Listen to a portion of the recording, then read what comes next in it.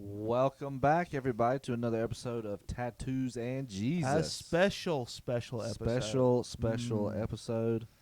This has been in the works for years. Decades, If really. not decades. And it has begun. Decades, ever since their first album came out. That's right. You know how big of a fan I am of Need to Breathe. We managed to get their former general manager. Oh, gosh.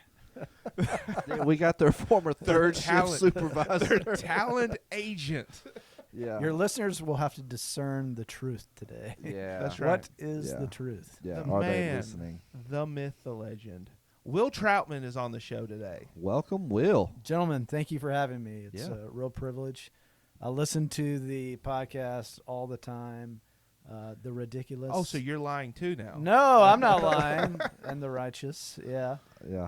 I've enjoyed it thoroughly, and it's a Awesome. real privilege to be here and a pleasure. So thank you for having me. Well, we're Awesome. excited that you chose to come on. So this really started with you offered to send us some coffee, Correct? and Josh was like, why doesn't he just bring the coffee and come on the show? Yeah. And then So- I really connected to the gas station cuisine. That's right. And we discussed in text. 'Cause we mentioned on Yeah. the show, what is the place up where, because you're from Asheville. Yes. What's yes. the store, what's the gas station that you talk about? So in Asheville, there is a BP that houses Sand Hill Kitchen. Sand Hill. And it wins yearly awards for their chicken sandwich, their fried chicken sandwich in particular. But pretty much everything at Sand Hill Kitchen House in the BP off of Brevard Road is very good. Okay. Yeah. Brevard Road. I've been on that road. Yeah. It's not far from. It's the outlets. That's where the outlets Okay. are. Yeah. Mhm. Gotcha. I just watched a video about that right before you sent that. Like when we did the episode, it kind of reminded me of Combo Stop, and I just watched a YouTube video about one of the review. I mean, there's 1,000 people that reviews foods, but it was a pretty popular one, and they were like, best chicken sandwich I've ever had, or chicken biscuit, whatever. So you got in your reel, you saw Sand Hill Kitchen. Yeah. Oh, that's cool. Yeah. Before you mentioned it. Before you Yeah. mentioned it, yeah. Yeah. God 'Cause is when sovereign. When you said it, all right, let's calm down. When you said it, I was like, oh, I just watched something and everybody loves it. Everybody loves it. I'm here Yeah. for it. It's wildly popular in Asheville, but Asheville is a food hub, so there's a lot of good It is, cuisine. And Yeah. you helped create that sandwich? or- Yes, Yeah. I actually harvested the batter Nice. in my nice. backyard, and they source it from my backyard. And Man. yes, again, listeners, discern the truth. Man. Use your It's like, discernment. where's Waldo? Yeah. Where's the Where? These are 740 Truth and lie. lies Yeah. and one truth. You figured it out. Exactly. Well, anyway, so Will, you and I go way back. Way back. Way indeed. back. 2011? Yeah, I mean over a decade. Over a decade and a half, my Decade and a friend. half. Yeah. Decade and a half, over half my life. Correct. Um, We met each other in grad school. That's at right. Columbia International University. and I personally consider you kind of like the old Dos Equis commercial. You're the most interesting man in the world. All right. And High uh, expectation to Well, live. but I'm here's the here thing. for So it. we're going to get to know you a little bit more while we do our little Dirty Brew review. So That's right. you've brought us coffee that you call the best coffee east of the Mississippi. Yes. East of the Mississippi. Yes, north everyone. of Yes. Georgia, Florida. Best south coffee south of Seattle. Pin it down. It's some of the best coffee in Asheville. Where It- did you bring us here? So this is short sleeve coffee. They are nestled in the heart of the Swannanoa Valley in Okay. Swannanoa, which is just east of Asheville off of 40. And they were actually devastated by the hurricane Mm-hmm. because the Swannanoa River was one of the main rivers that flooded. Yeah. And so Trump set up shop, did a appearance and an interview, and in his when he came through in Swannanoa. And anyway, so Short Sleeves I think was under construction at the time, and they weren't devastated by it. But now they're a sweet beacon in that area for coffee, workspace, hangout, and their coffee's really good. Daniel is the owner, I believe. And, Friends? I think he was a former pastor Really? at a church in Swannanoa, but his passions and dreams led him to opening a coffee house, and it's a pretty cool spot. And they're in like a square. They're developing it in Swannanoa, and if you're ever on 40 going east, Mm-hmm. stop by Swananoa. Stop by Short Sleeve Coffee. It's a great spot. It's on the way to Black Mountain as well, which is Okay. another. So today stop. you brought Awesome. us the dark blend. Correct. So this The is your dark blend. favorite blend from the shop. Sarah and I. Shout out to the Sarahs. Hey, yeah, Uh, with right. or without a wives. H. With an H. Yes, that's the best way to do it. It is the best way Yeah. to do it. So shout out to my wife. She's been an incredible support to me through my health journey in recent years. Mhm. She's wonderful, loving, caring, awesome human. So just shout out to Sarah, and I'm sure your Sarah, Josh, is equally as special. So, Oh, no yeah, doubt, no yeah, doubt, yeah. Yeah. So yeah, coffee. So the dark blend. Let's see. We haven't tried it yet. You haven't tried it yet, have you? I've just been sitting there smelling it, I took getting a the sip or energy two. Yeah, off of first the. sip feeling. Yeah, but you've had it before. I have. So We want a here's- true rating, though. Don't Here's- sass me, Marty.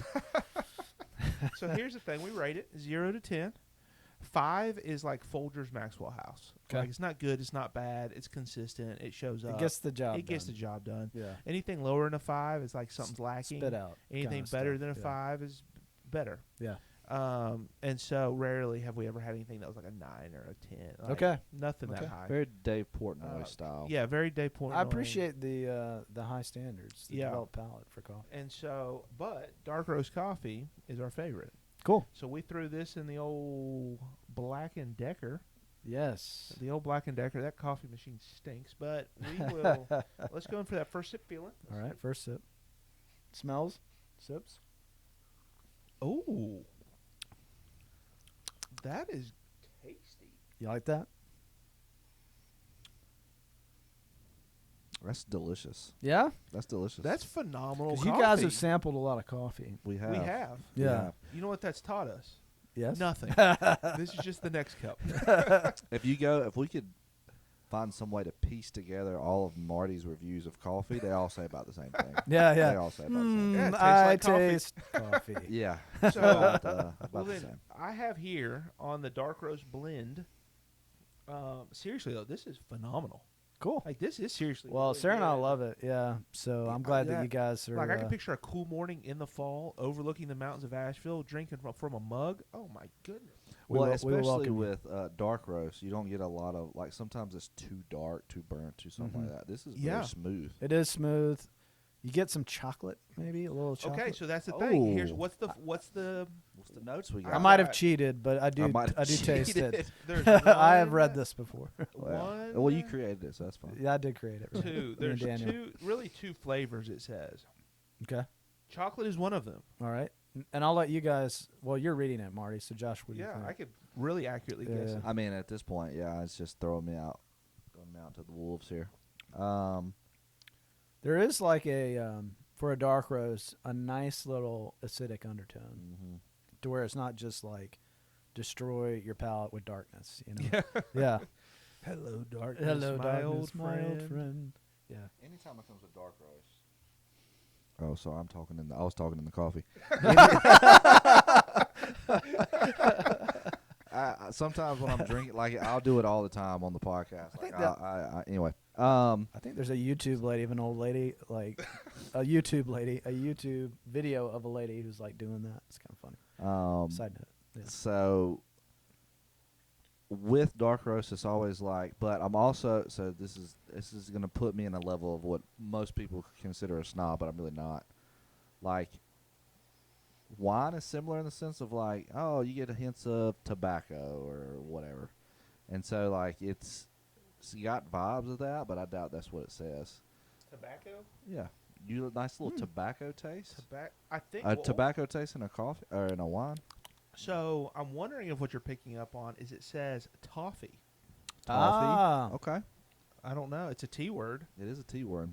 Well, So there's a sweetness to toffee, so tobacco has that sweet smell. To Yeah, it, it's got you know, it's got the sweet. yeah, it says it kind like of a tastes like cigar. chocolate toffee, Okay. dark chocolate, and a marshmallow that's been torched a little. Mm. You got a little torchy marshmallow. Yeah, that's what tobacco is. Anyway, all right. Scale of 1 to 10. Talked about the scale. Dave Portnoy style. I'm trying to think. It's always difficult to give it an honest review when you're sitting in front of me. You brought it. And they're different, like appreciations for coffee. You've got your diner, like your amazing diner That's a roast. good point. Like I wouldn't necessarily You're want amazing. this. The Yeah. bun, just Yeah. seeing the bun right there back Like, there Yeah. cooking. Mm-hmm. So good. I could drink this with breakfast, or Yeah. it's a very standalone dish too. Like, Yes. it's just so good. Okay, I've got a number in my head. Same. Okay. What you go first? I'll go 'cause you first as already, the guest. You love it. What would you? Well, I would give it a high score because Sarah, this is like special coffee we would go out of our way That's okay. to You get. can So do I would it. say at least an 8. Rookie score.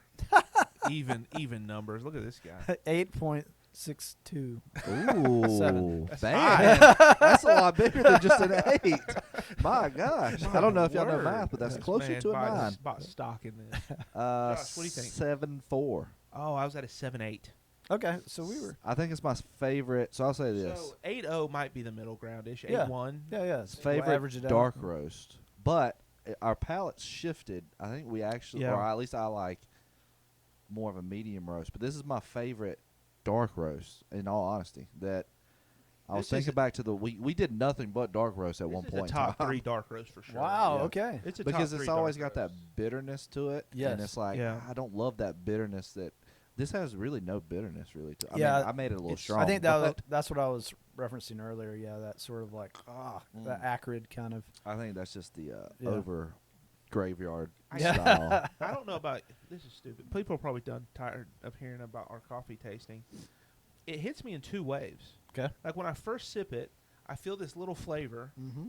and then it just smooths out. It's like this Mhm. wave kind of comes in and it just smooths out. I agree. There's Oh. nothing like a smooth cup of coffee because it's I think it's the sweetness at first, maybe. yeah. And then it mellows out. Some would say it's the toffee. It's the toffee. It is the It's the toffee. toffee. So anyway, The tobacco toffee. The 10 tobacco 10 out toffee. of 10 though. Short sleeves coffee in Swananoa. Good job, man. High scores. I'm glad you Well, left the pastorship because I guarantee your preaching wasn't as good as your coffee. I'm just kidding. I'll have to share the podcast with Do the, it. the Tell owner. I don't really know if he him wants to very come well, on as but a sponsor, Yeah, we're there you cheap. go. Man. Yeah, we yeah. are Yeah. cheap. they've got all kinds of roasts. So Yeah. yeah, No, Um, this is good. I also I'm glad you realized guys like it. 3/4 of the way of in this coffee, I did not have a lunch, so I'm buzzing nice right now. I thought about that on the way here. I was like, I haven't ate anything today. I hope the coffee. So you're going to do the rapid fire section of our podcast. yeah, yeah. It's gonna, well, I'm gonna sound like Twisted over here. Introduce yourself, man. Tell the listeners who you are. sure. Yeah, my name's Will Troutman. I was raised in Columbia, South Carolina, and in more recent years, actually, as the pandemic started, Sarah and I moved to Asheville, North Carolina, primarily because Sarah never liked Columbia. It's the hottest place on earth. Does Yeah, it's anybody not like the best. Columbia? Really? Yeah. No, it's Um, pretty terrible. I always likened it to a chair like this. You know, it's not flashy, it's not sexy, but if you sit in it long enough, you'll just sink in and get comfortable. Gotcha. And but my wife hated the palmetto bugs. Yeah. I don't know if they're in Spartanburg, but the giant flying Not as bad. roaches. Not as okay. bad. Yeah. And so my family's there. My mom and dad, my 2 sisters. But Sarah was never a fan. Asheville was always appealing. We always liked Asheville. Mm. Sarah has had culinary pursuits, still does. But and so at the time we had a lot of momentum to move to Asheville to see, you know, what manifested. And then the pandemic hit. And so it was a strange move in that we kind of moved to an abandoned playground. Everybody was, you know, quarantined and isolated. So, but nonetheless, got started with the practice up there. We're called Living Hope Counseling. Living Hope, WNC.com, I think, is our website. And just started practicing in private practice there. That's been a majority of my career. And so I'm a therapist up there and have a pretty good clientele and a good director. And, yeah. What else you want to know? So we met in grad school. Yeah. We were is it considered freshmen? First year students together. Yeah, first year grad school But you cohort, are yeah. substantially older than me. Oh, ancient. Ancient. And so really, because Yeah. I was thinking about this, was like, you're not, I was trying to think, because you were in your early 30s when you Yeah. went to grad school. I Mhm. was in my mid-20s. Mm-hmm. So why did you choose counseling kind of as a second career or in your 30s? Like, what led you to psychology and counseling? And Yeah. Yeah, that's a great question. I remember in high school feeling prompted, possibly by the Holy Spirit, that I was really good relationally and I listened really well. And at the time, I had a lot of growing up to do. I was never academically inclined. I could never see myself getting through grad school. And so I had this notion that maybe I'll do counseling one day.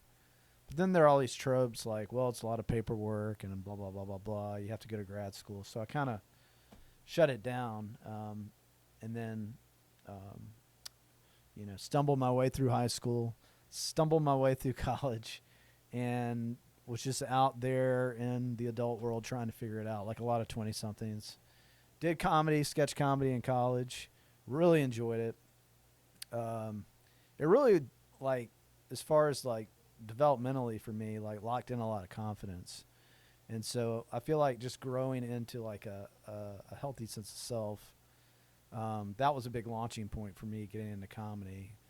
And there's a point to me sharing it this way, but once I got out of comedy, I started to do a myriad of different jobs and trying to figure out life. And was I wanting to work in a church, doing some kind of like stage work or, or something like that. It was really that time where a lot of these mega churches were kind of, launching, but it never really materialized. And then I met Sarah, and I realized I needed to get a little more serious about career.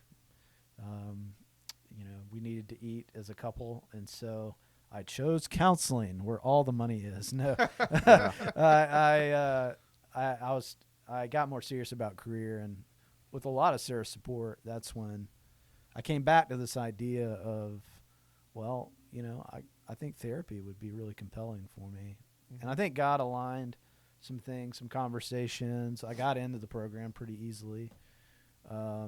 And the rest is history. So it's been a great fit. And you met me the first day, and you're like, well, that was a low bar. Yeah. I thought it was going to be harder to get in. Yeah, Let this guy in. Yeah. This is going to be a piece of cake. Yeah. No. But, yeah, I met Marty, and we hit it off big time. Had a lot of classes together. A lot of good, cutting our teeth, getting trained. There you go. Et cetera. So I do have a question. What's up? Marty then and Marty now are two different people. As far as looks goes, I'm sure. He was pretty clean cut. Yeah. Cut pretty at the clean time. cut. Just no long hair. Yeah. No tattoos. Yeah, my earrings were not there. Earrings weren't there. So which I'm gonna put everybody on the spot here. Which Marty do you like better? Which is sexier? No, I'm just kidding. It is like, did you, when you first saw Marty's transformation? What was your first thought? Like, man. Well, I immediately contacted the that, counselor. Marty? Yeah. No, I mean, it's a good look. It's a good vibe. Marty developed, the tattoos, the long hair. It's a good look. Well, let's do a podcast name for us. Yeah, it did. Yeah, and you were younger. I guess probably a little bit more of a blank canvas as far as like style. I went straight from college to grad school. So, yeah. Still trying to figure it out, but you made your way, and you got your tats and your long hair, and you're kicking butt and taking names. That's it. Yeah. So, you know who I looked up the other day? Who'd you look up? Blake Ringenberg. Blake! That's right. Occasionally, I'll get a wild hair and go and look somebody up, but I don't have his phone number anymore. He was for you listeners. He was like, he hung out with us a lot. He was in grad school with us. I think he runs he's the owner of a counseling or psychiatric place up in Michigan, where he's from. Yeah. And so I contemplated on his website, you can apply for services. Oh wow. And so about a year ago, I was really, really, really, really close to just applying. Yeah. Under like a pseudonym. That's funny. Just and pranking just him. Screwing with him. Yeah. See if he would reach out to me. Yeah. And I might do it now that we're talking about there it. you go. And so anyway. He was an interesting fellow, that Blake. Yeah, he was. Yeah. Yeah. He was a little He was an interesting ADHD fellow. himself. Yeah. He was. He loved an amino acid. He was a different bird. That's never two statements you want to hear about yourself. Yeah. I'm gonna be honest. If somebody says, "Yeah, Josh, he's a different bird, interesting guy," like I know, Be like, like, yeah, cop. Go cops. yeah, I'd be like, that's all right. I'll take it. Shout out to Okay. Blake. Yeah, We love you. I'm sure he has a thriving practice and Oh, yeah. has grown long hair and gotten tattoos. and yeah, some gauges. Yeah. Whatever. Follow the trend. Well, I say you're like the Dos Equis, man, the most interesting man in the world, right? Like, you become a counselor. Before you were a counselor, you had a stint in sketch comedy. You're Yep. part of an improv team. Yes. Huge Gamecocks fan. Yes. Right. Married, live in Asheville. Traveled with a fledgling Christian artist Oh, that's at the right. time. That's Wade right. Joy. Ran a lot Shout of out to Wade sound. Joy. Yeah, I managed and did sound for Wade Joy and his band. And Yeah, so, the Wade Joy band. For actually. my own sake, I have to mention, I joke about we brought on the general manager of Need to Breathe.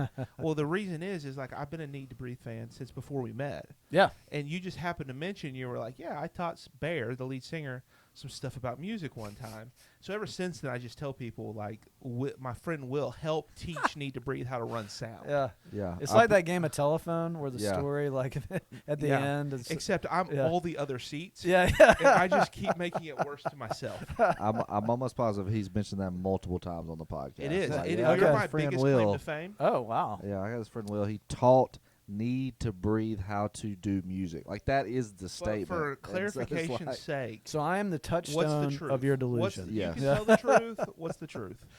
The truth is, I don't know if I'm going to get a letter from an attorney this week. But they're like, we don't know this person. We've consulted Yeah. Mr. Reinhardt. yeah. He denied. Please cease and desist. Yeah. So at the time, Need to Breathe was very much in their infant stages. I mean, I think they were playing. I wasn't overly aware of them, but at the time, Wade was doing a show in Columbia. I think at a church. It might have been like Lexington Baptist or something, and that was kind of the market for the music at the time. Youth groups, churches, kind of doing that scene. Yeah. That's what Wade was trying to develop his music career in. Well, so I'm doing sound, pretty good show. I come back. I think I was like running the merch table or something, and up walks this like cool guy dressed, like a musician, longer hair, and he's like, "Hey man, like I really like the delay you put on the vocal effect you put on Wade. Can you tell me about that? What is that?" And I was like, "Well, it's this box in our rack, and I adjust this here or there." I was always had a good ear. I didn't really know like the technical stuff, but we talked a little bit about it, and then he moved on. But there's my amazing So here's- connection and substantial you connection play to it Need to down. Breathe. Yeah, Like, it was this 2-minute talk shop conversation. yeah. But it was also 25 years ago, and you Yeah. can still tell me in detail what happened. How many other people walked up and asked you a question about sound that you don't remember? So it clearly stands out to you. Sure. I mean, yeah. So I think you're actually just playing the humble card, and you guys like spent some nights together. What I'm hearing is you taught Bear how to sing.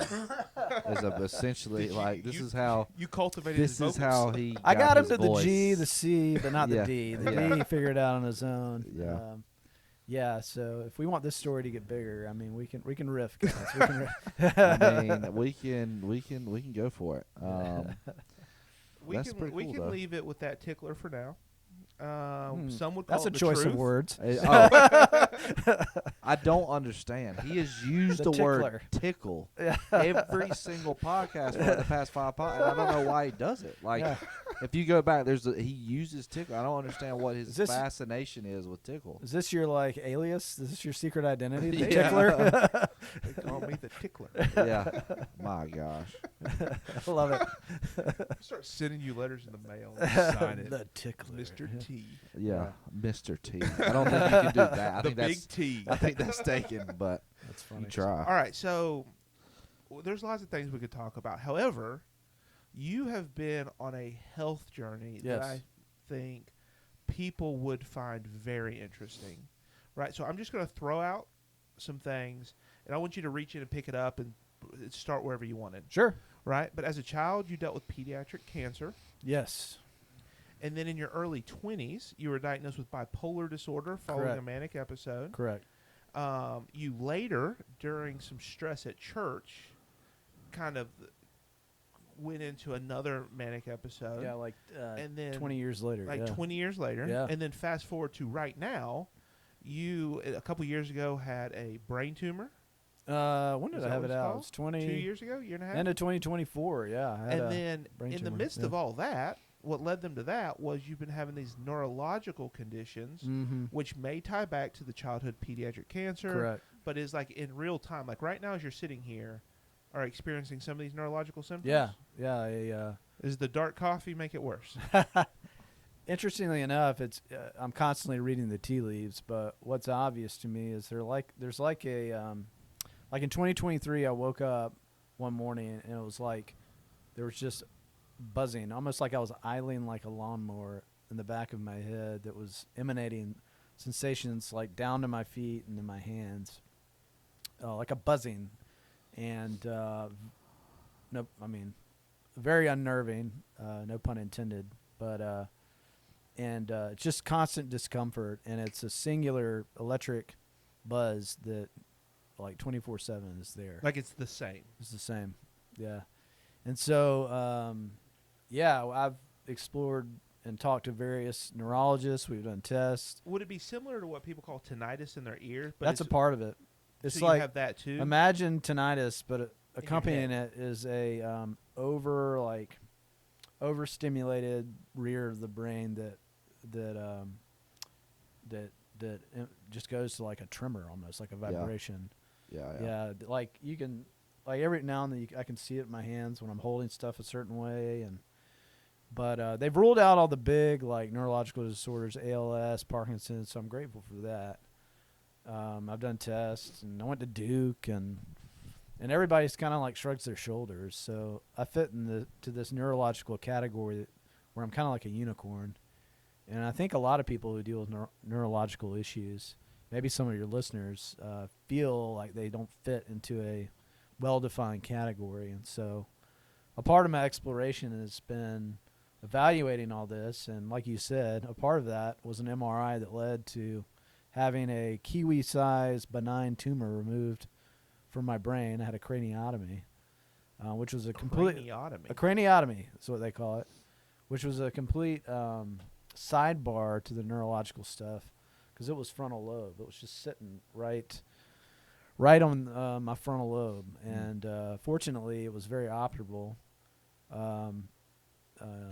One thing that happened to me that was wild, that my surgeon said that hasn't happened in his career, only with like older patients, but my body rejected 2 titanium screws in my head. And so one day I was just sort of like picking around, and boom, there was a little titanium screw. Like it came out of your head? It came out of my head. Your body will eject stuff like that from time to time. Rejected and ejected are two different things. Yeah, reject and eject. So it's kind of like a splinter that will come out over time. Yeah, exactly. It kind of pushes it to the. Yeah. Did it happen with 2 screws? 2 screws. Fortunately, it wasn't like all of a sudden I have some Like skull instability. It was more like your skull grow back. That's just to stabilize it in those initial stages, I think, and they can just stay in there. So did you catch the other one too? Yeah, it was concerning. I still got them. They were like really really small. You didn't try to have Sarah put them back in? Yeah. I think this Sarah, is the don't hole. mind. Put me back together. It got infected around where it was like coming out, and so I had a staph infection in one of the places where it came out, and I had to get surgery again just to clean that up. So it was a whole ordeal, but and so I've been exploring, okay, does this tie to pediatric cancer? Because a part of my pediatric cancer story was diagnosed at 10 with Burkitt's lymphoma, which was a rare cancer that I think came from Africa, and so I had a tumor in my stomach and cancerous bone marrow. And so I go out to Seattle, Washington for this experimental treatment at the time, 1986, Karate Kid Part 2. A lot of Gen X stuff going on. and a part of the treatment is they basically kill you to save you. And so I had total body radiation, which wipes out your bone marrow. Your immune system's like not functioning, and they quarantine you, and then you have a donor. And my sister was my donor, and what really was providential by the grace of God was that both of my sisters and I have perfect blood matches. A lot of donors will have to, take what they can get. But all of us were O positive, and so my older sister donated the bone marrow. They feed it into your bloodstream, and your body either accepts it or rejects it. And so I was 2 survivors out of 12 that were in treatment at that time having bone marrow transplants. So And you were 12 or 10? I was 10, 10. but I was one of 2 survivors out of 12 okay. pediatric cancer patients. So What do you like? You clearly know what happened. yeah, So my son is 10 right now, so I'm picturing his current like developmental age and sure. stuff. What do you remember today, 40 years later from that experience? Yeah. As a therapist, I can't help but conceptualize it like a therapist, Mhm. particularly as it relates to trauma. And what I reflect on is I feel like in some ways, as far as trauma goes, like I was so supported and surrounded by, my family, friends, church, that while I was going through the treatment and obviously having to go through the hardship of that, as far as like long-standing trauma goes, I feel like that experience, as we know with trauma, when you get the support you need, when you're seen, when things are normalized for you, explained to you, when you get that compassion and care, a lot of it's mitigated. Yeah. And I feel like for me, a lot of that trauma was mitigated because the support was so significant. So it's an experience that you remember, but it doesn't necessarily carry an emotional weight. Or As far as I can tell, I could probably explore it more in therapy. I'm not But- trying to force you to have. No, that. no. But I do think It's like there the was screw. You just got to get it out. Yeah, I do think there was some impacts as far as like the educationally. Like I had Yeah. to stay back a year, and I was bedridden and attended to for a throughout my treatment, and so who knows how that, because I've always been sort of like a laid back temperamentally.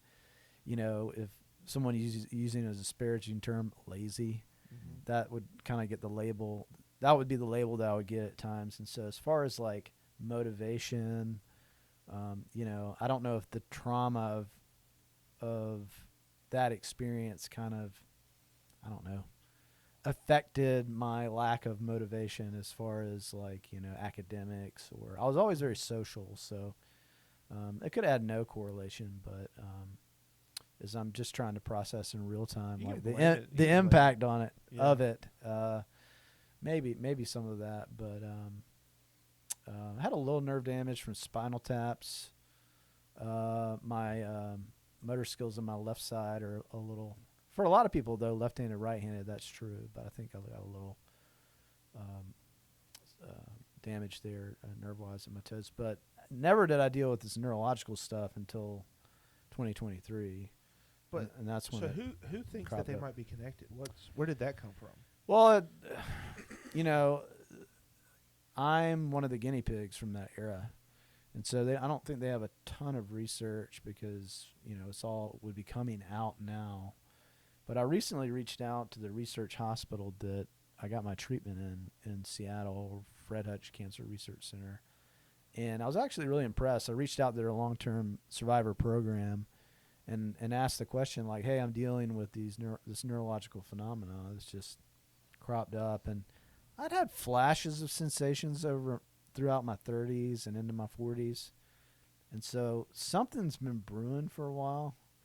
But what's been weird is the buzz, the locked in buzz that emanates through my body. And so, but when I reached out to them, I was impressed. This representative took my questions, everything technologically in the medical field now is so integrated. They were able to access my notes from Duke and Oh wow. here, and so I asked them the question like, "Hey, is this a thing?" And Right, because if other kids Yeah. had Yeah. that same experience. sense. yeah, and so Bud, the doctor on the floor at the time, said that, I mean, when they put their thumb on this scale, they said I shouldn't be dealing with anything long term. A lot of the effects of radiation are more on the front end in terms of side effects, Mm-hmm. but that long term I shouldn't. It should technically what they said is like it's unlikely that the radiation is accounting for what you're dealing with now, which in some ways that was like, okay, well, at least I have some definitive, like someone weighing in on it, Yeah. an expert. But at the same time, I'm kind of back to the drawing board. So It seems Yeah. like you've done a really, really good job of crossing things off the list. I'm trying. Yeah. Yeah. Have you tried ChatGPT? I hear that's- Actually, I've consulted ChatGPT Yeah. a good bit, and say what you will about ChatGPT, it's been really helpful. yeah. Um, It has helpful. It does have helpful things for like. I was talking to a person the other day that was. I don't know. They were going through something from a medical standpoint when they were like, their anxiety got really high yeah. and they didn't know what was going on. It was kind of like a hypochondriac episode. They used ChatGPT, and it gave them an answer, and they didn't know if it was right or wrong, but they were like, "Yeah, my anxiety went way down because I had something Yeah. to go by." Yeah. Um, Like grounding techniques, box breathing, Yeah. resonant breathing, all Yeah. that kind of stuff. Yeah. So then, what's your current theory on your buzz? It's a great- What if they labeled it? Like, That's a what's great your question. ChatGPT label is something I can't remember, but it's it's some kind of Unicornitis? unicornitis. Yes, I'm growing a horn too. It's like this overstimulation of that part of the brain that accounts for, this. I'm not a doctor, but I guess this nervous system phenomena. Something's like overstimulated for whatever reason, and so that's why I have the buzz and the little tremor and But the they sensations can't. in my But like feet. a PET scan or something like that, they can't pinpoint where the overstimulation is, or can they? When I got an MRI, everything looked normal, Okay. and I'm due a follow-up MRI this summer for the tumor, but I don't know if there are other tests out there that would reveal something, but you'd think if there was some kind of Especially since it's happening 24/7. Yeah. So in theory, Yeah. it should. It's kind of like the code on your car. Like, well, we need it to be Yeah, on yeah, to yeah. tell. yeah. But it's constantly doing it, and so you would think that something would pick Yeah. up a misfire. yeah. Yeah, and But at least my experience thus far in neurology is there are a lot of folks who walk in with weird stuff, and the Yeah. brain is like the most complex organ we have, right? Like we only know so much about it. So When it comes to that, it does bring me to ask, because I've had a few people that I've talked with, especially when I was at Limestone, when talked about injuries and things or what have you, but not knowing what's the wrestle like with not knowing Yeah. what it is. Like I would imagine that's a tough part of the battle. absolutely. I mean, this started in 2023, so I've been living with it going on 3 years. And to daily deal with that, I mean, I feel like I'm constantly going through cycles of grief. Yeah. And so I feel like there's always something going on in the background. When I'm counseling, when I'm connecting with people, when I'm hanging out with my friends, it's obviously like I've gotten to a point through coping with this process to where, particularly this year, I feel like my mood has improved. I think for a while I was fighting it. It was like I was just wanting like normality. And I've gotten to a point where I've had to accept that, at least for now, normality, I'm going to have to accept a new normality. And like so this is the new normal. this is the new normal. And so it's been really hard. I mean, I think that's the hardest part, Josh, is the not knowing, not having a clear smoking gun, Yeah. and just having to live with something. It's given me a lot of empathy for folks who deal with chronic illness. Yeah. And while I'm on the continuum, I'm grateful that I don't have like chronic pain. Yeah. This is chronic like impairment, let's say, but not necessarily like debilitating. Right. Yeah. Yeah. Yeah. And I've been taking a drug called Lyrica, which is like gabapentin, which is the two big ones they have for nerve pain. And I think it's doing something, maybe suppressing certain sensations. Because initially when it hit, like, I would come home and I would lay in the bed and it was more debilitating. Yeah. But Yeah. yeah. So I'm constantly reading the tea leaves. Yeah. Some days are better than others. Yeah.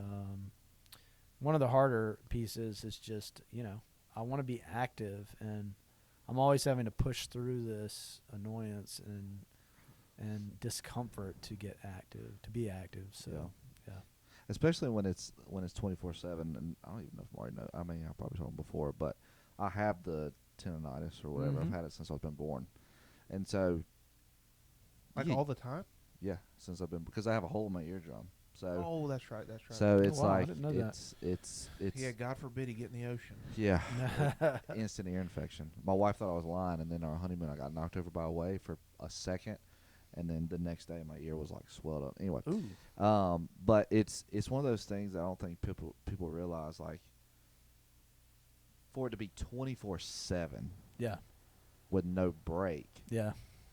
weighs on you, even if Absolutely. it's subtle. Yeah. It weighs on you, Yeah. and it's like this. There's this element of like, I don't even know, and I don't want to like go too deep into it, but there's almost this element of helplessness that comes with that, Mm-hmm. and it really can draw you into a dark place. Yeah, and then you get the messages like, well, is it really that bad? Are you Yeah. being a baby? Yeah. And because I'm cycling through that grief and trying to give myself permission to complain about it, but at the same time, like, being sick of talking about it. Mm. And so there's just a lot of like, damned if I do, damned if I don't Yeah. sometimes that I struggle with. Mm-hmm. And so it's a psychological game for Yeah. sure, and I'm trying to do my best to cope. Yeah. Well, as you're talking about this, it's funny how life isn't that complicated because a lot of truths apply in a lot of different places. Yeah, But you talked about helplessness, and it's kind of like learned helplessness. yeah, Like when you get stuck in a bad situation, our tendency is to resist it, but that makes things worse. mm-hmm. And we learn that just acceptance, Mm-hmm. even though we may not approve of what's happening, it just makes Mhm. it more peaceful. It somehow it makes Mhm. it more palatable. Yeah, Mm-hmm.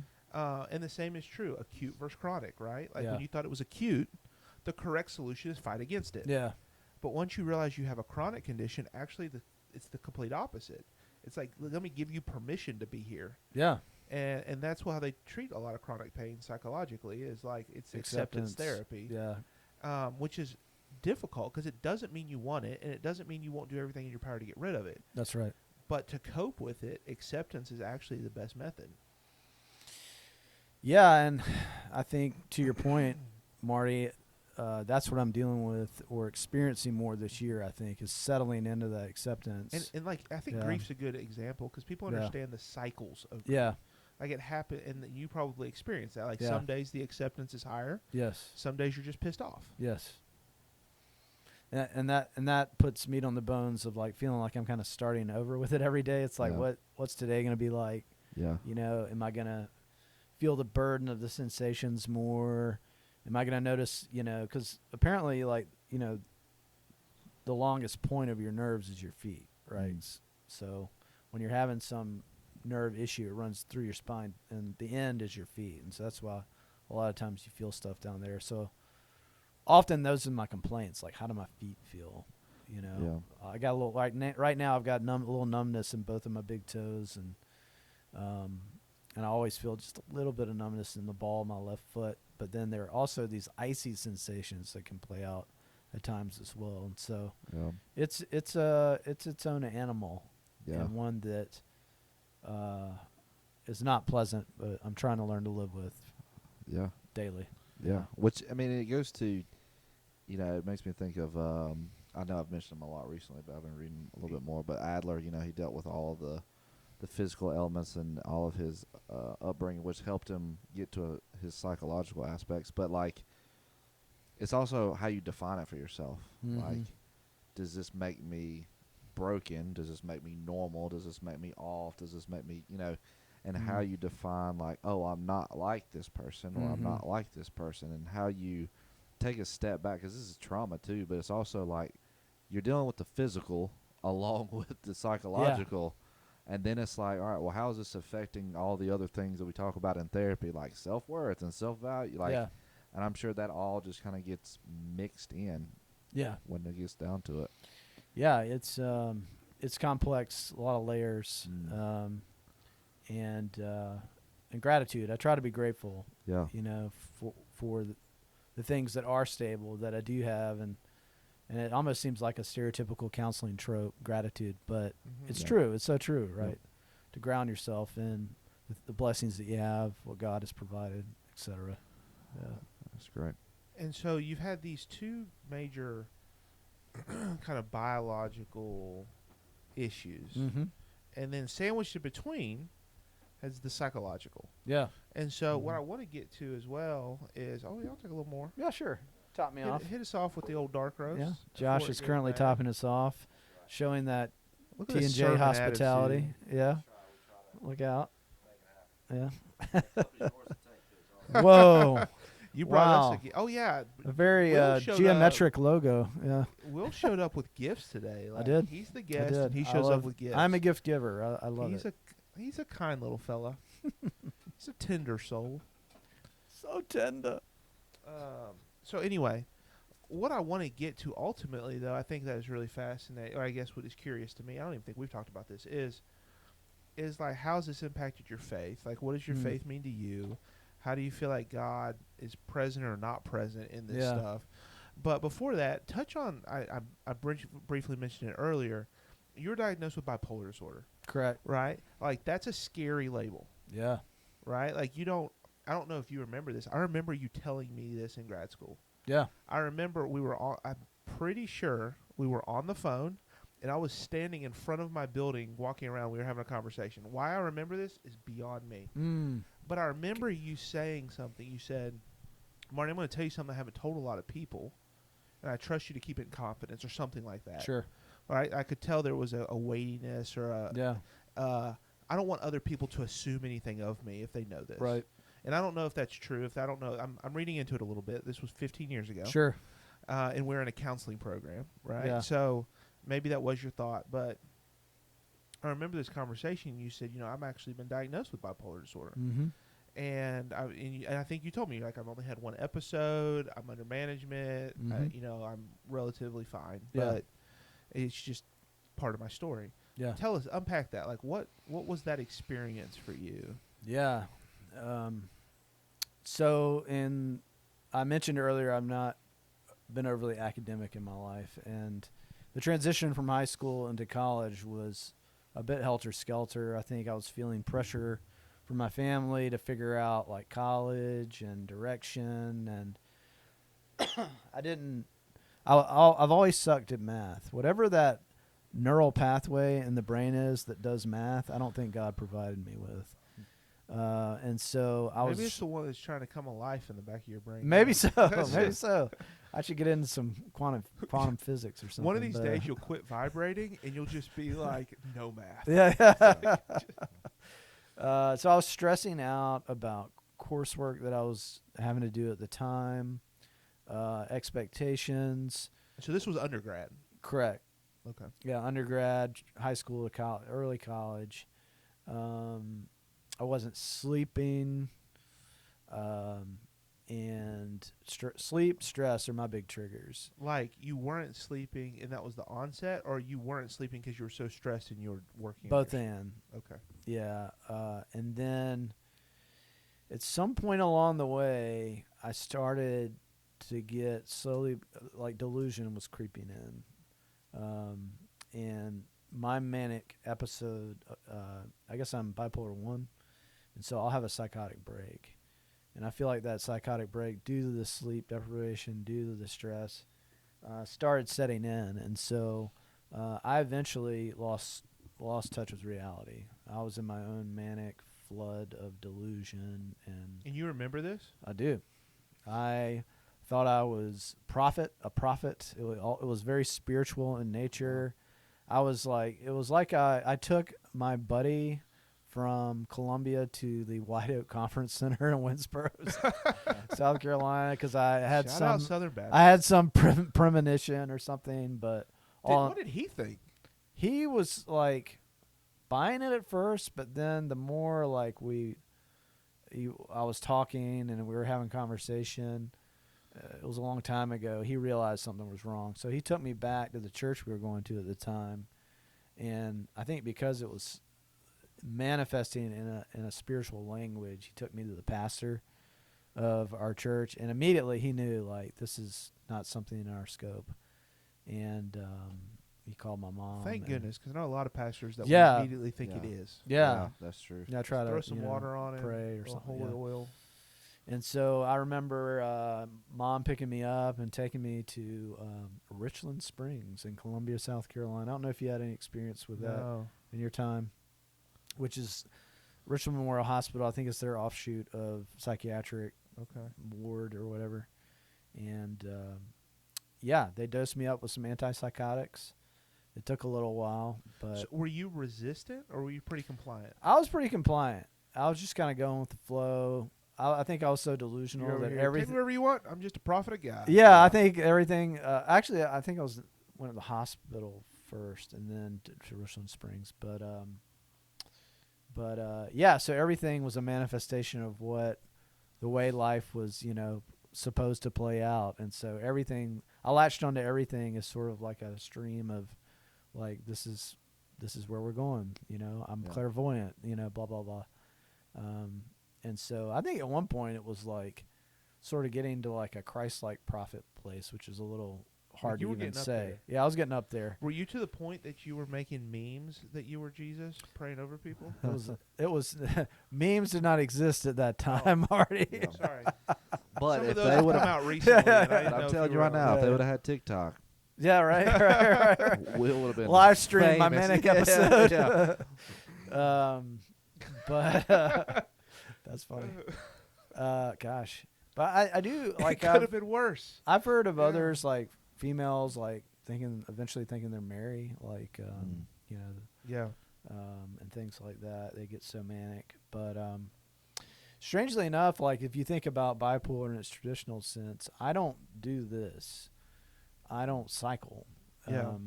I just have sort of like, Bruce Banner. If the stars align, or if Yeah. I get sleep deprived enough, stressed enough, I can snap. It's.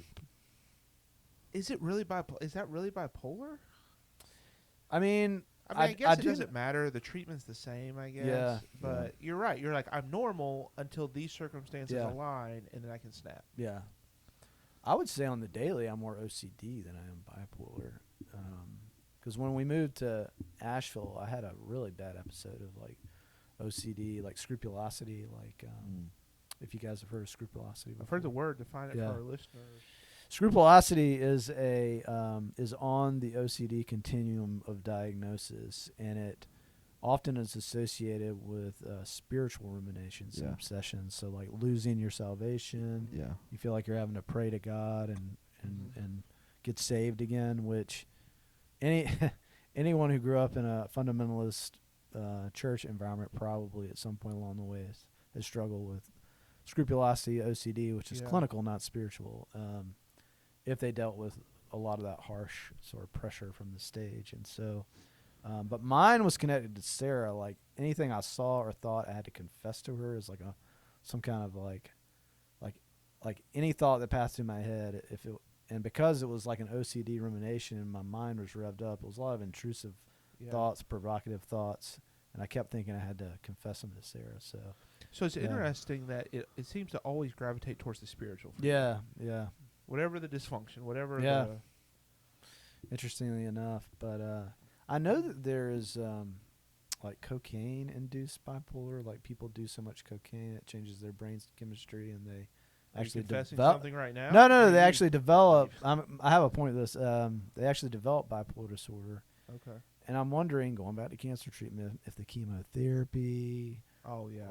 affected Prompted that, a little or bit. did some, because I was 10, developmental brain stuff. I don't yeah. know, but And Yeah. and that's the thing is, it wouldn't surprise me if researchers are like, no, there's no reason for us to believe this impacted you. But here's the thing: is like your body went through like toxic shock Yeah. at its most developmental period. Yeah. I mean, puberty's kicking in, like Yeah. everything. That can't not have an impact. You'd think, right? You know, I Yeah. mean, honestly, it doesn't matter. Yeah. At this point, it is what it is. Yeah. It's not like you can rewind the clock and do something different. Right. I mean, it might impact causality because if you know that, you know, Yeah. because then treatment's impacted. But it's like I have a hard time thinking it didn't do something. Right. You know. Well, and you know, and then my mind travels to COVID injury, like vaccine injury, COVID. I never had a bad case of COVID. I don't have any real long COVID symptoms, but you know, Yeah. I had the head cold version of COVID, but it was an engineered virus, and so, I mean, I already have a predisposition to this stuff, and it made it worse. I mean, you know, that's kind of the thoughts that run through my head when I'm trying to read the tea leaves of what's going on. Because at the end of the So- day, there's some light switches that were off that are now on. Yeah, Something did that. something did that. Something flipped. Whether it be flipped the switch. environmental, whether it Yeah. be age and genetic, whether it be chemical, It could be age, yeah, or virus a lot, related, yeah. something flipped a switch somewhere. Yeah, the switch was flipped. It went from periodic waves of neurological sensations to a lock-in of this vibration tremor that seems to be associated with some waves of stuff I've dealt with over the years. That And so the Makes it reality more- is, it's possible that all of this is combined. maybe, yeah, Maybe not. I mean, we really there's no way to know. sure, But it's possible that this is all just a continuation of the same story. yeah, It's just hard to it's just manifesting in different ways. yeah, And so, back to the bipolar. So you get treatment. They get you on medicine. You level out. yes, Relatively speaking, fine. Maybe more OCD on the day to day. yeah. But then about what is that, about how many years ago was the second episode? So, You're talking about 20 years after the first? 2018, I think it was. What was it? So about 8 years ago. Yeah. So at the time, try to condense this a bit. It come to light that the lead pastor of the church that we were going to had progressively been manipulating and abusing the staff, which probably was part and parcel with narcissistic personality disorder Uh-huh. or some expression of that. And we didn't know that at the time, but my my best friend Brett was the worship pastor at the time, and he was basically being gaslit, and he tried to resign because he was slowly backing away from this pastor and working with him while he was on staff. But then he tried to resign, and the pastor basically tried to manipulate him to stay. And a part of that process was saying a lot of cruel things and cruelty and gaslighting and manipulating, to where at their last meeting, he was just rocking in the car, like almost like in Your friend Brett. yeah, my friend Brett, in a decompensated place. Like he's having a break. Correct, because he's being so manipulated, and he confessed that to us one night, like, because he was resigning, and you know, he was keeping some of it close to the vest, but we didn't know any of this stuff was happening. But once it all hit, it was kind of like the wool was pulled from our eyes, and we felt compelled to confront this stuff. And so, you know, as a therapist, I'm doing all this research. I'm coming up with a plan. I kind of knew probably how it was going to play out, but at the same time, I felt like, in principle, we need to confront this because all this abuse happened. And so it was at that time I was doing all this research, was anxious, stressed, because confronting our pastor. The stars are starting to align. Stars are starting to align. My buddy's just been like detonated. It was just this like critical mass of like stress. So we have the meeting, confront it. It plays out in the way I thought it would. You know, defensiveness. You know, him playing the victim, him playing the rescuer, all that kind of stuff. All these little tactics, you know, that came up in the meeting. And then once the meeting was over, we decided to leave the church. it was almost like the crack in the dam, started, and then it started to progress like it did back in my 20s, to where slowly but surely I was leaking into a manic episode that eventually came rushing out. And interestingly enough, with all my counseling training, I noticed that it was happening, and in the middle of it actually got Sarah into the practice that I was working in and met with the psychiatrist. But by then, I think it was too late, and I was having to basically just kind of like horse had left the stable. kind of like a panic attack. Yeah. You just got to ride it to the end. But with a manic episode, it's obviously more tricky. So the same process played out. What did they do? Did they just like kind of sedate you to get it to break, or they give you antipsychotics, and so I don't know what the psychopharmacology is of it, but it eventually got me back to sanity. okay? But it was But you its just own kind of process. ride it for a minute. Yeah, and How long did that last? I was in Richland Springs again, full circle. Best friends. Oh, Yeah, and so I was in a Oh. treatment facility with people dealing with different Okay. mental health stuff. So and how long would you Gotcha. say from when the dam cracked yeah, to when you kind of came back to Earth? yeah. Like, what are we talking about? Days, weeks? Like, what would you say I think I was in that facility for at least a week. a week? Yeah, but it wasn't like I was in there a month. And I'm guessing you're in there maybe a week. The experience didn't last a week because they had to release you on Yeah, the last day. yeah, So yeah. I'm guessing 3 to 4 days of it having to kind of get Yeah, your system. And yeah, definitely. Sarah was freaked out. Yeah. Like she thought she was losing her husband. Yeah. He was Which she losing his knew mind. about your first episode, but she wasn't present wasn't for there. it. No, Oh, so okay. yeah, So you wasn't there for the first one. This is their first No, so experience. yeah, and so she's been through a lot with me, but fortunately, we've been able to weather a lot of storms together, and but it's been quite the medical journey, that's for sure. Yeah, no kidding. Yeah, Well, one thing that I think people who may be listening, the story itself is powerful.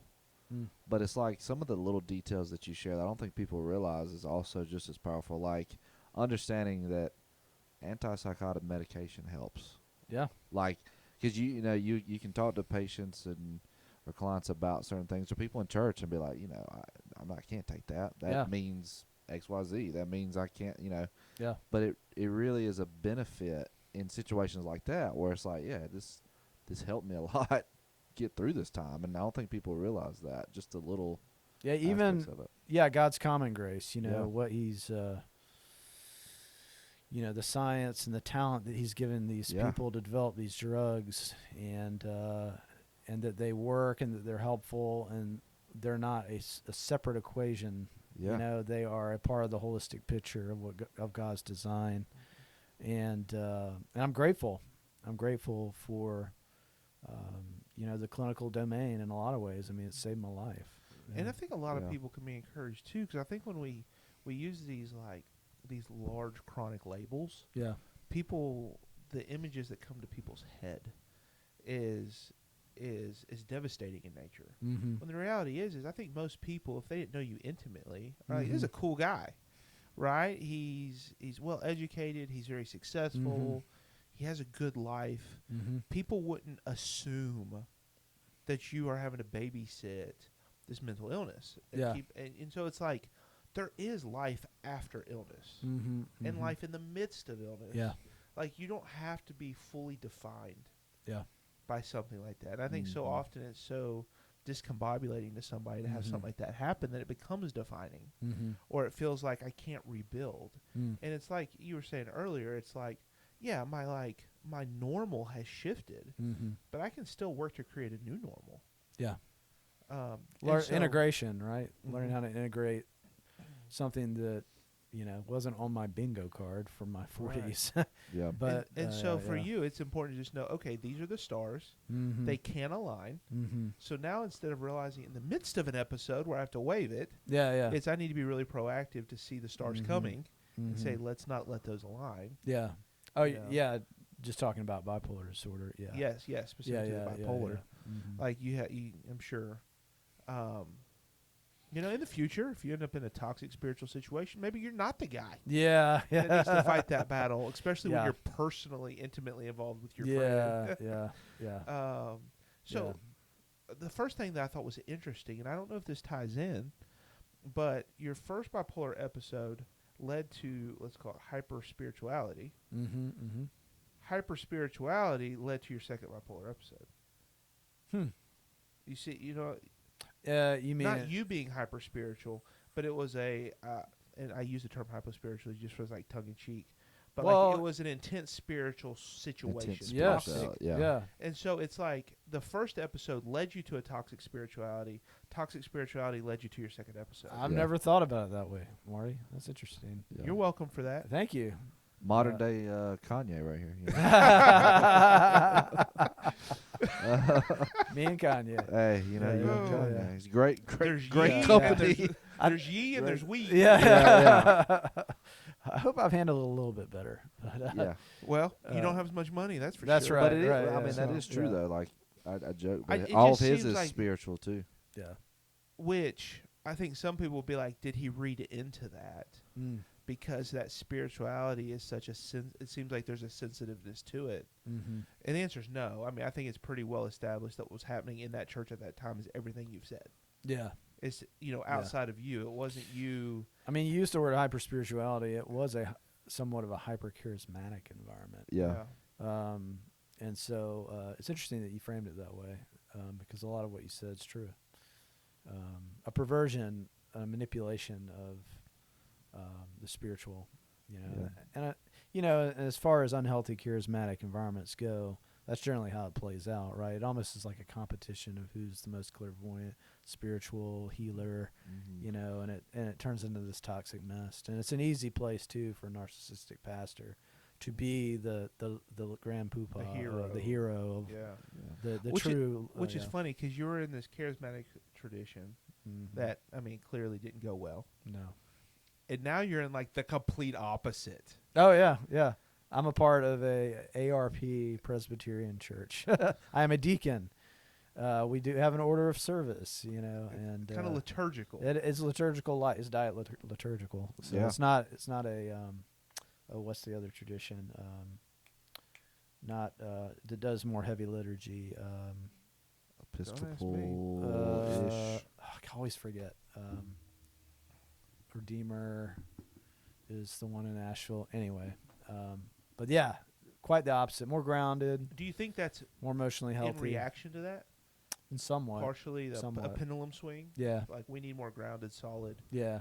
theology-based belief? Yeah. I mean, Presbyterians are known for less expressive experience collectively on Sundays. But the liturgy, the groundedness of it, the emotional health that we've experienced in the leadership and the people there has been refreshing. Yeah. Well, Yeah. in part, it probably feels like it's a spiritually safe place. Absolutely. Yeah. Whereas the charismatic tradition can be very enjoyable, fulfilling at times, feeling like I'm part of a movement of God. Right. I don't know. Right. Presence of God, the Spirit of Yeah. God is moving. Exciting, right?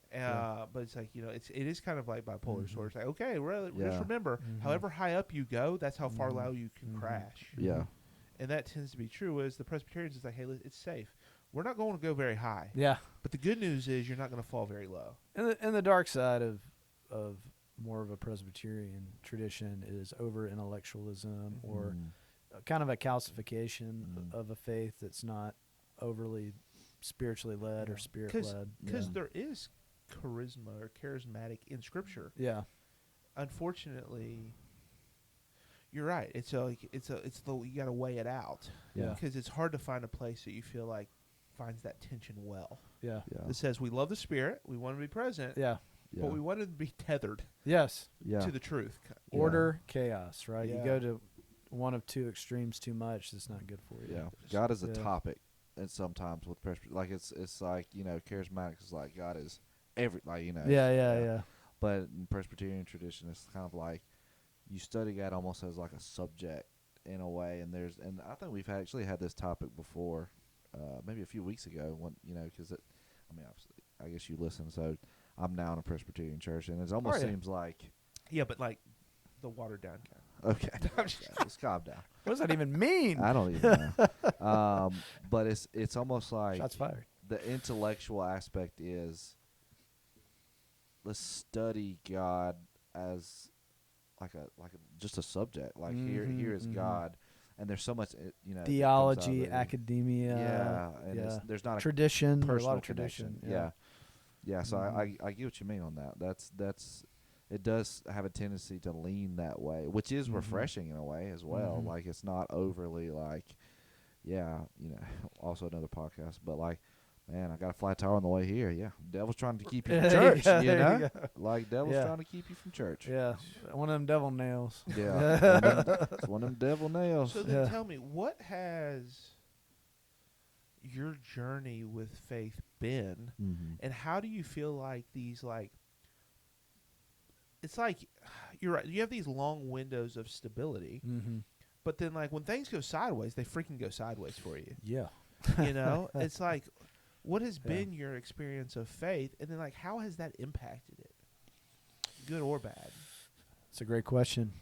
I think in the here and now and over the course of the last few years, my experience of faith and God's faithfulness has been through the body of Christ. Been through our friends, our elders, our deacons, God speaking through God, the manifestation of the body and the spirit.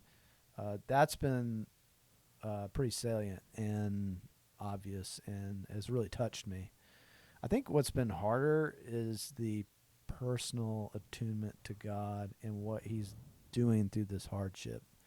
And that's always been a struggle for me, just in my relationship with God, is because I'm so social, is to get quiet. I'm very extroverted, to be still. And that's probably the challenge for me, is to spend more time in that space and trying to be attuned in a more intimate and personal way to what God's doing, just him and me.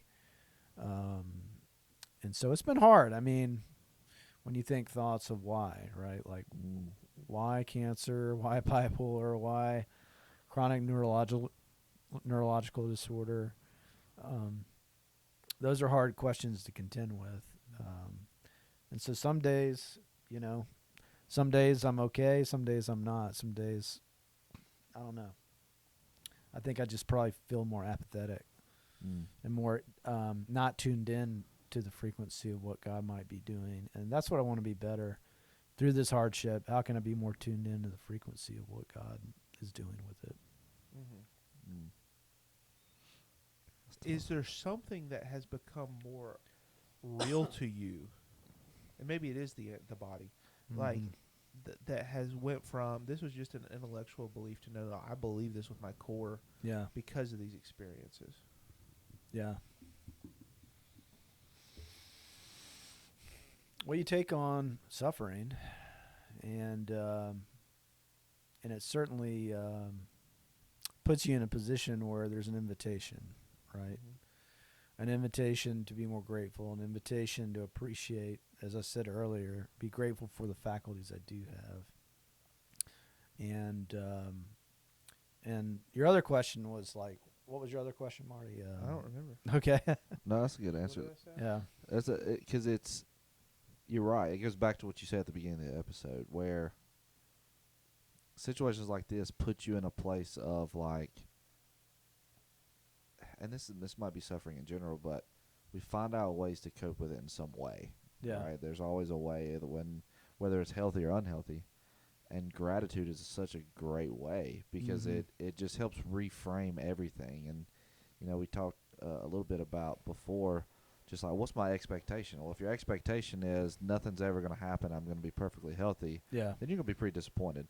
But if you flip that on the head and it's like, my expectation is just to wake up, then everything else becomes kind of this, oh, well, this is better than I expected. Yeah. Like it's almost that you almost have to flip that for yourself when you get in situations like this, where it's like, man, I just feel like I keep getting hit one after another of things that are out of my control. Yeah.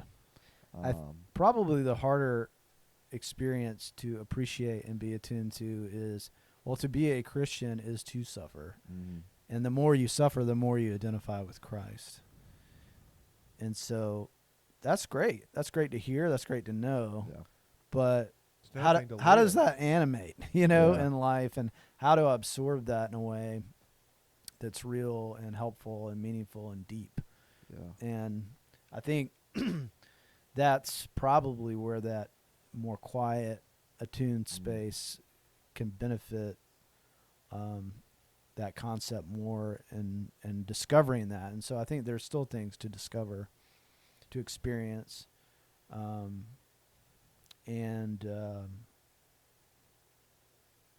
and it's also hard, if I'm being completely honest, to go to something that's invisible, our relationship with God, that's spiritual, that's ethereal, and particularly when a lot of the way he speaks to us is subtle. And so when you're dealing with something not so subtle, you know, it takes a lot of attunement to try to learn the lessons from it. And I don't know, it's complicated. Yeah. Well, there's probably part of you that's like, dude, turn up the volume, God. Like, Right. I'm gonna need you to speak a little Yeah, louder. yeah, exactly. Yeah. But I think that's good for people to hear, because I think we have this concept where, or at least for me sometimes, it's like, at some point I'll have the answer. Yeah. Like, at some point I'll have the answer. At some point I'll get it figured out. At some point Yeah. I'll be at a better place with this, and all that can be true to a certain extent. But there's also a hard reality where this is a journey that you're always going to be on. Yeah.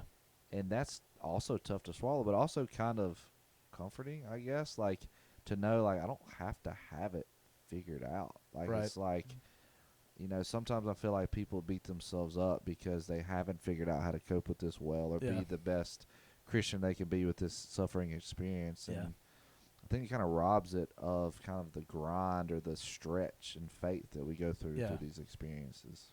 Well, I think the providence is resilience, right? Mm. And the depth that comes with having to learn to live with something that's chronic, Mm. and the lessons learned through that experience, and the humility Mm. that is learned from having the experience of this chronic condition. So, I mean, I think those are if I can put my finger on some things, those would be some things I can appreciate in the midst of something unideal, Yeah. in terms of what God is doing. Mm-hmm. And particularly, as I said earlier, just the experience of the church, and really having a need to the degree where I really needed the church. How when do the you church feel show like? up. Yeah. How do you feel like your most recent health journey with the neurological? Because my guess is, even though it is, if we were to rank severity of intrusiveness of symptoms, Yeah. it's probably pretty low compared to a full-blown manic episode, pediatric cancer. But the difference is those struggles, it's like it was a battle to face, but I knew I will get through it. Yeah, beginning, middle, and end. There's a right. beginning, middle, of end, almost Yeah. guaranteed. It's like Yeah. the manic episode will break. Yeah. You know, it's like it will stop. Whereas this one, it's different Yeah. in that, like, it's like the dripping of water. It's Correct. almost like torture. Chinese water torture. Yeah. Yeah. Right. or- And so it's like yeah. it's never severe, but it's never ending. correct. So it becomes severe. Yeah. Correct. Yeah. That's a And good way to put it. and so it is a different experience, because Yeah. it's like there's no.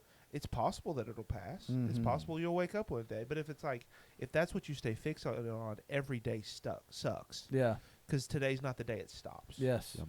And so it's learning how to endure. Exactly. And how do you think that would have been if you weren't connected to a body of faith? Gosh.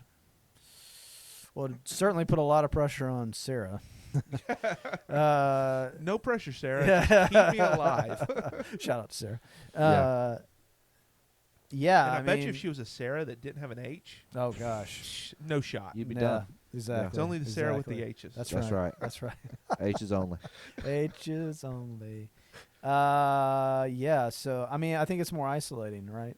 And stuck in my head more, and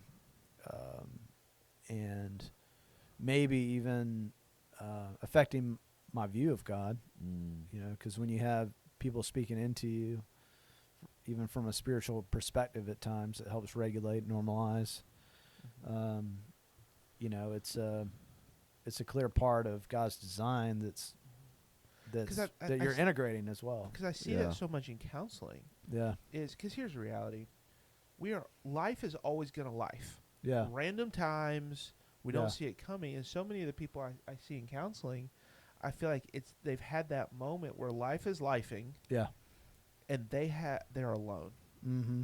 right? Or they may have a spouse, they may have a family, but the support they need is just not there. Yeah. And then they're wrestling with these deep spiritual and existential questions, but they don't have that safety net to fall into. Yeah. And I think that's where sometimes people then they will go find one, Yeah. but it looks more like the bar, Right. maybe. Which Yeah. I don't have any problem with somebody going to the bar and hanging out. Well, it But seems when like that's a solution, Yeah. it tends to not be a healthy solution. Well, it's a recipe for rumination and obsession, Yeah. right? When we're not bumping shoulders with people, we go into our room and we just ruminate and obsess and struggle, and we're social creatures, and so we're not meant to be alone in so many ways. Yeah. And kind of like Yeah. the mentality, it's like what you feed grows. Yeah. And so that rumination is like when you're left in your, like on the early days when you started having the neurological stuff and you're like, man, I'll just lay in bed. Yeah. Well, what are you thinking about? Right. I guarantee it's not taking you to a better place. Right. Right. Well, Right? that's when I feel it the most, is in the quiet, laying my head on a pillow, the vibration, right? Yeah. And so, Which is interesting too, Yeah. because you're like, God whispers in the subtle, mm-hmm. and He's present in the silence. You don't have either right now. Right. And so it's like the mechanism that most people would say, this is where you hear God. Mm-hmm. It's kind of, it feels like it's being robbed from you. Yeah, So idle. now it's like, how I'm do I idling find constantly. God Yeah. when the subtle and the silence no longer exist? That's a good word. You're gonna have to write that down for me. That's a question I need to dive into. Well, write a book on it and you can sell it to people. There you go. Yeah. Yeah. Yeah. And then the moment you publish the book, the symptoms stop and you become a millionaire. There you And we're go. like, Job, And- look at this guy. And you get residuals Yeah. for your that's quote, right? What's the what's the phrase in Nashville? Like, write a word, get a third. Yeah, oh, really? I never heard that. Yeah, I've heard like write a word, get a third. Like, bro, hey, Brah. listen, Right to work. There you go. Josh, we just retired. Yep. So I do got two closing-ish statements. One is, I think your experience and your story is very impactful for people to hear in general. Sure. On two different sides. So I guess I want you to speak to two different sets of people. One is anybody listening that would be dealing with either mental illness or chronic pain, either one. Like encouragement for them or a word or whatever you feel like you've learned from this experience that they can kind of hang on to, because maybe this is the first time ever talking to somebody that's actually experienced this as well. And then the second piece would be, I know for sure that we have like certain church members and pastors that listen, and advice for them on how they can handle people that they encounter that have these things as well. Great questions. Well, I think if you're struck with something like I'm experiencing, it's simple things, but sometimes it's just hard to get there. But reaching out for support. We live in a age where there's a support group for everything, and there's specialists for everything. And so if you find yourself in a position where you're struck with a chronic illness, reach out, get the support you need. There's support out there. And I think just from a personal standpoint, it requires you to get grounded in the day and the next thing. And that's hard. And I think another thing I can say too is understanding that immediate is not on the table, but trusting a process is. And as you learn and as you journey along the way, being grounded in the day, getting the support you need. But for pastors too, knowing when to refer. And while spiritual principles, platitudes, if you will, can be effective, that sometimes they're not enough. We need more of a holistic, treatment plan, if you will, for folks. And I don't know if that answers your question. Yeah. But Yeah. And a lot is still ongoing with me. I'm Yeah. learning from this as well, and so maybe in a year I'll have more to say. Yeah. No, I think that's Yeah. a great answer in itself. Like, 'cause Yeah. I feel like, especially some people that I've talked to, they feel like they should already have the answer. Yeah. And so just to hear you say, I don't have the answer yet, but I'm working it out, Yeah. is comforting to some degree for some. Yeah, and keep not maybe fighting is not the right word, but pursuing, Yeah. pursuing answers, pursuing specialist support, crowdsource. I mean, Yeah. there's a lot that you can do to try to solve the puzzle. But Yeah. even if the puzzle's not necessarily in the immediate solvable, seemingly, and so in simple terms, don't give up. Keep pursuing. Get grounded in the day, and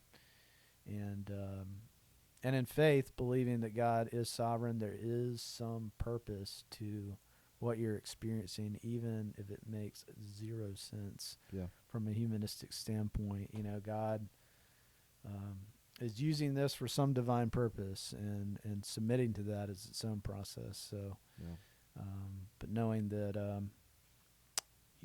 and giving yourself permission to have a process. I think people feel like they're held to this higher standard as believers, even to like take it on and just be okay, right?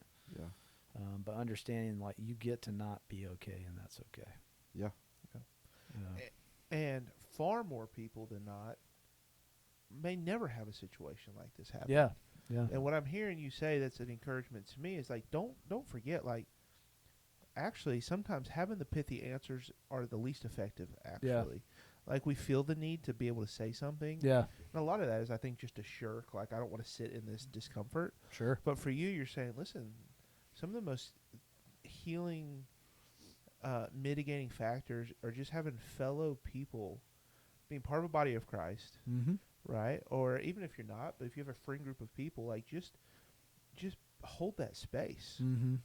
Like, just be there Yeah, as a support system in the midst of the uncertainty. yeah. It's like death. When someone dies, just presence is so powerful, and there aren't any clear answers for chronic Yeah. illness. Well, this Yeah. very much is like death. Yeah, yeah. It's the death An of ideal. of the Mhm. who you were, Mm-hmm. and now the birth of who you are. Yeah, You know, and the problem is you look the same, you act the same, you Yeah. talk the same, yeah. but you're not the same No. internally, Yeah, and you're having to experience that. yeah. That's Yeah. it. So Yeah, I appreciate you guys. I'm thankful for this time. It's been yeah, useful just in my own journey to hear you guys' feedback and thoughts, and I appreciate it. So thank No, you we for having me. appreciate you coming. Yeah. I say this at the end of every assessment I do. What else do we need to know that I haven't asked already? Any other big points before we wrap up? We're 3 hours into this thing. Really? No. I was like, dang. Oh gosh. Not that I can think of. I wish I had some beautiful, pithy final statement, but Well, I'll say this. I'll end on a sappy note. Like, during grad school, like, you and Sarah were so kind and hospitable to me. yeah, And others too. Like, it's not just me. But, like, I'm living in like, I did not love living at CIU. I Yeah. didn't love, like, I loved the program I was in, yeah. but didn't necessarily love, like, I just didn't feel integrated to the school. Mm-hmm. But being able, I still remember, like, that you know where 5 Points is in Columbia? He lived in a little apartment Yeah. above a garage, Yeah. just up the hill from 5 With Points. tons of palmetto bugs. And like, there were many. We watched most of the Harry Potter movies there. Wow. That was Yeah. my first intro to them. Yeah. Man, what a timing! Because the new TV show's coming out. Yeah. Which And, This is a and so promotion they for that? they Yeah, introduced. I mean, I knew of Harry Potter. I never watched them. yeah. We would watch them, and Sarah would make home cooked food, Yeah. and it was such a welcome reprieve for me. I'm And I'm so, glad. and like, so you talk about some of the things that this has taught you, but the truth is like, I know for me, and Ashley has said this too, like, you're such a kind person, and like, you've always been a safe person. I appreciate Like, that. you're one of Marty. those people that Yeah. I'm like, you know what? There is nothing too heavy for me to tell Will. Mm. You know, It doesn't mean I'll tell you. But like, if One all of a day. sudden I found myself in a situation that was absolutely diabolical, I'm like, you know what? I could call and talk to Will about this, and he's good. not gonna freak out. Yeah. You know, you're gonna be truthful, but you're like loving. You can hold that space, and so I do think like counseling is exactly where you need to be. Like, you're a great counselor, and the fact that you got the first internship tells me that the school thought that, because only the good ones went there. Oh. I did not get the chance. That was Really? the Cool Kids Club at First Pres in Columbia, and you got the call. And so I was a little older. You've been great Marty. from the get-go. Yeah, yeah. I mean, you're my age now. Well, so I got when relegated to a wasn't. drug and alcohol agency. Let's be honest.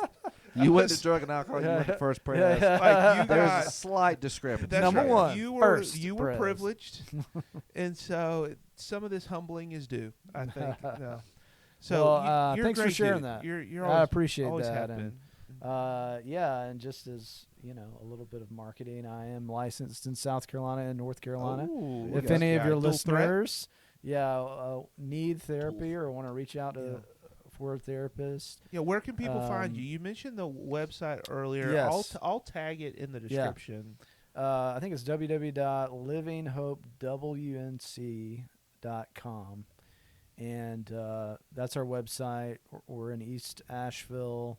I do telehealth if you're interested in therapy. If you're interested in just having a conversation about chronic illness or whatever the case might be, you can reach out to me through the website. More specifically, my email, which we'll put in the description because I'm not sure if I'm getting this right, but I'll tell you what, look in the description if you want the email because I don't want to get it wrong on air. But yeah, Big Fair Willie yeah. at Will. Living Yeah. Hope. No.